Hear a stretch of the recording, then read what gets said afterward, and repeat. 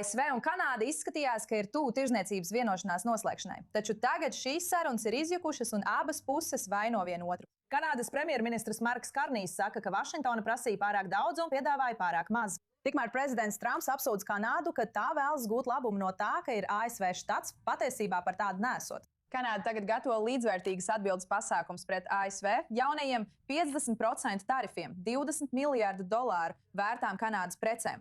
Kas tad īsti nogāja greizi un kā šis tirzniecības karš attīstīsies tālāk? Lai izskaidrotu, kas notika pie sarunu galda un ko tas nozīmē ASV un Kanādas tirzniecības attiecībām, mums pievienojas Mošē Landers, ekonomikas vecākais lektors Konkordijas universitātē. Labi, Marks Karnijs saka, ka ASV vienkārši prasīja pārāk daudz un piedāvāja pārāk maz.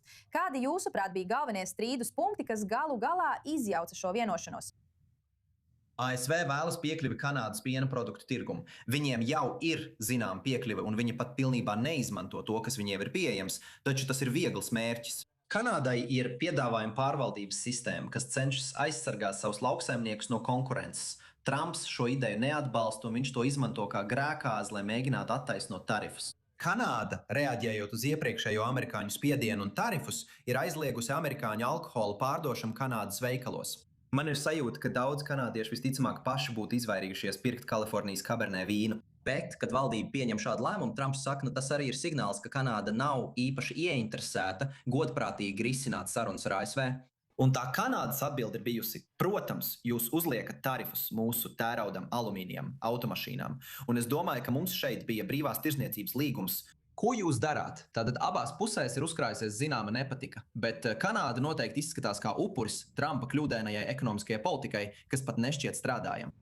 Interesanti. Kā jūs domājat, cik ļoti tas galu galā kaitēs Amerikas uzņēmumiem un patērētājiem šī, ziniet, līdzvērtīgā atbildes rīcība, ar ko Kanāda draud?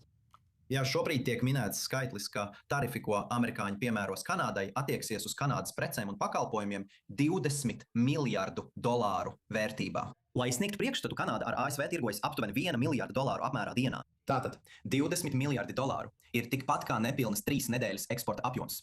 Tāpēc tas nebūs tāds pasākums, kas pilnībā iznīcinās Kanādas ekonomiku. Un ja Kanāda atbildēs ar $20 miljardiem, ASV ekonomika ir aptuveni 12 reizes lielāka nekā Kanādas. Tātad tas visticamāk ir aptuveni pusotras dienas apjoms. Tātad mēs nerunājam par kaut ko revolucionāru, bet tas ir simbolisks žests, ar kuru Kanāda cenšas parādīt amerikāņiem, ka ar brīvās tirzniecības līgumu nevar uzlikt tarifus valstīm, ar kurām ir šādi līgumi. Kanāda arī vēlēsies norādīt amerikāņiem, ka, manuprāt, 37 ASV štati uzskata Kanādu par savu lielāko tirzniecības partneri. Un visi 50 štati apgalvo, ka Kanāda ir starp 3 lielākajiem tirzniecības partneriem katram no šiem štatiem. Tātad zaudēt tirzniecību ar Kanādu nav tāda lieta, ko var vienkārši ignorēt un teikt, mēs atradīsim to kaut kur citur. ASV patiešām ir nepieciešama Kanāda, neskatoties uz Trumpa paziņojumiem, ka viņiem Kanāda nav vajadzīga nekam.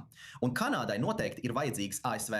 Tā ir pasaulē lielākā ekonomika un atrodas mums tepat blakus. Ziniet, mēs jau dzirdam, kā Trumps pastiprina savu retoriku. Tas nav pārsteigums. Vai jūs redzat iespēju atgriezties pie sarunām, vai arī mēs skatāmies uz daudz dziļāku un ilgāku ASV-Kanādas tirzniecības karu? Es domāju, ka kanādieši skatās pulkstenī un saka, ka Trumpa prezidentūrai ir atlikuši apmēram 1000 dienu, un pēc tam varētu būt iespēja mēģināt visu salikt pa vietām. Bet tikmēr ir brīvās tirzniecības līgums, kas pašlaik tiek pārunāts no jauna, un Trumps ir pilnībā gatavs no tā atteikties.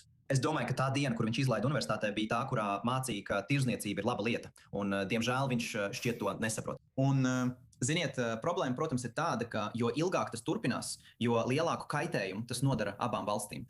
Ir ceļš atpakaļ, viņi atradīs ceļu viens pie otra. Bet kanādieši ilgi atcerēsies, kā pret viņiem izturējās amerikāņi. Es nezinu, vai tas tikpat spēcīgi atbalsosies otrā robežas pusē, jo, lai gan Kanāda ir liels tirzniecības partners ASV, tirzniecība nav tik nozīmīga kā procentuāla daļa no IKP ASV, kā tā ir Kanādā. Pareizi.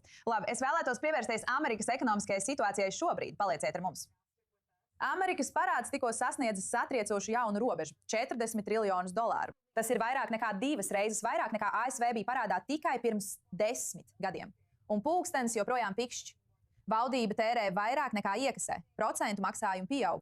Un 30 gadu aizņemšanās likmes ir sasniegušas augstāko līmeni gandrīz 2 desmitgažu laikā. Mošē, es vēlos atgriezties pie tevis ar šo jautājumu. $48 triljonu ir satriecošs skaitlis, bet cik ļoti amerikāņiem patiesībā vajadzētu uztraukties?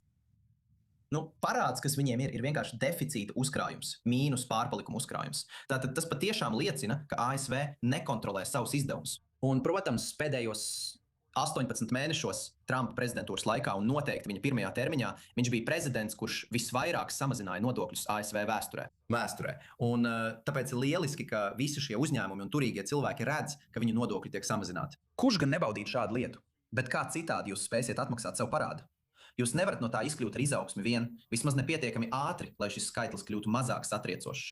Tātad, ja mēs runājam par to, ka kādam nākotnes prezidentam būs jāpalielina nodokļi un krasi jāsamazina valdības izdevumi, tas būs diezgan grūti izdarāms. Tāpēc es domāju, ka aizņēmēji vai cilvēki, kas finansē šo aizņemšanos, kļūst nedaudz nervozi, jo izskatās, ka jums šeit nav plāna. Un tas viņus satrauc vairāk nekā pats skaitlis. Pareizi. Jūs zināt, mēs jau redzam augstākas aizņemšanās izmaksas no valsts obligācijām un hipotekāriem kredītiem. Kā šis pieaugušais parāds galu galā ietekmē cilvēkus viņu ikdienas dzīvē? Un kad mēs varētu redzēt šīs izmaiņas?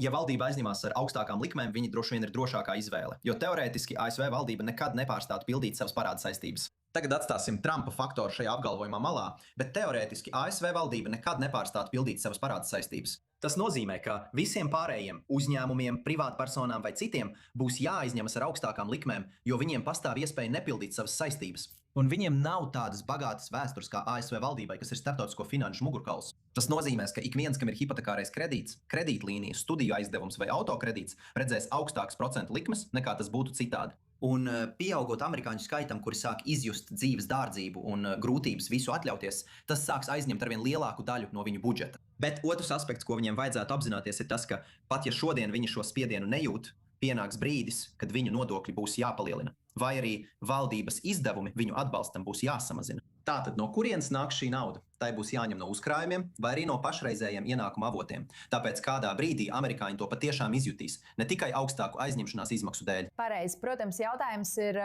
jūs zināt, cik nopietns šis spiediens kļūs Trumpa pilnvaru laikā, varētu teikt, vai šis stress pāries uz nākamo prezidentūru? Un nākamajam prezidentam būs jātiek galā ar visām šīm sekām. Labi, turpiniet. Tad tā ir lieliska ideja, atvainojos. Nē, es vēlējos dzirdēt tavas pēdējās domas par to, pirms turpinam tālāk. Es tikai gribēju teikt, ka tā ir katra prezidenta loma – atstāt nekārtību, lai kāds cits to sakārtotu. Tu saņem atzinību, kad viss izdodas, un vaino kādu citu, kad kaut kas noiet greizi. Tā ir laba politika, bet nevienmēr laba ekonomika.